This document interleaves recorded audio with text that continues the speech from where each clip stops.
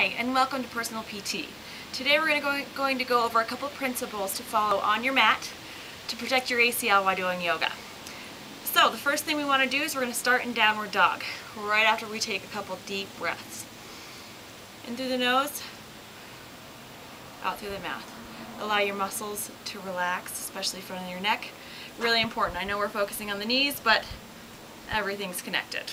Okay, so we're going to start on our hands and knees. Okay, before we go into downward dog.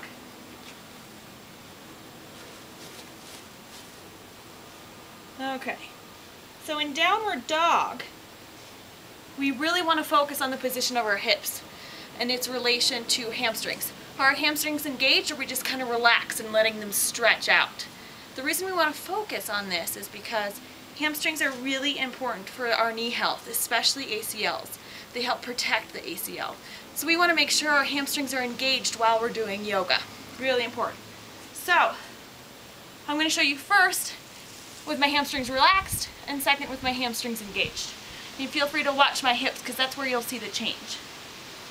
This is hamstrings relaxed. You'll see my hips really pointing up towards the sky. Okay? To engage the hamstrings, that's going to help pull my hips down a little bit. I can feel that tighten right back here. Nice and powerful. I feel a lot more solid and balanced in this pose, actually. And I'm able to really lengthen the spine as I do that, okay? So hamstrings engaged while you're in downward dog. Same thing with forward fold. As we stand up and we walk our hands down our legs, do we let our hamstrings just totally relax and our hips collapse forward? Or do we walk our hands down, keeping our hips stable, hamstrings engaged?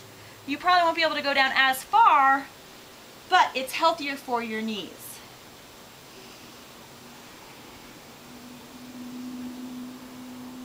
Again, collapsed and lengthened, hamstrings engaged.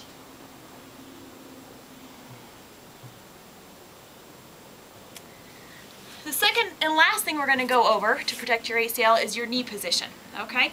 A lot of women actually tear their ACLs more than men, and they've done some studies, and they've done jumping studies, jumping off a box. And when girls jump, a lot of times, they did this on high school students, the girls' knees came in together. And they've also videotaped a lot of ACL tears where that happens. Boys, when they jump, knees straight, and they actually don't tear their ACLs as much. So we're going to focus on that principle as well. So first thing we're going to do in that is we can look at Warrior One as well as High Lunge. So getting into Warrior One position, you want to notice, does your knee go straight or does it go in? You want to make sure that knee goes straight, so keeping those hips in line, knee straight. Okay? Same thing with High Lunge. We turn the heel and go forward. Where's my knee going? A great thing to do if you have a mirror at home, a long mirror, set up your mat in front of it, see where your knee goes. Does it stay straight? And you can practice coming in and out of the pose to actually develop that muscle memory of that's the position I want. Make sure to perform it on both sides. Really important to stay balanced. Last thing also, just sitting right here, I noticed we can even do chair pose. Utkatasana. My knees forward, or are they together?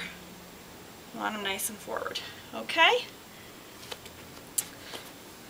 I hope these principles help you stay healthy in yoga, help protect that ACL on and off the mat, and I hope we can start to integrate that therapy into your life without having any major changes. Let's just get it right into that activity-oriented lifestyle and you won't even notice you're doing it. All right, have a great day.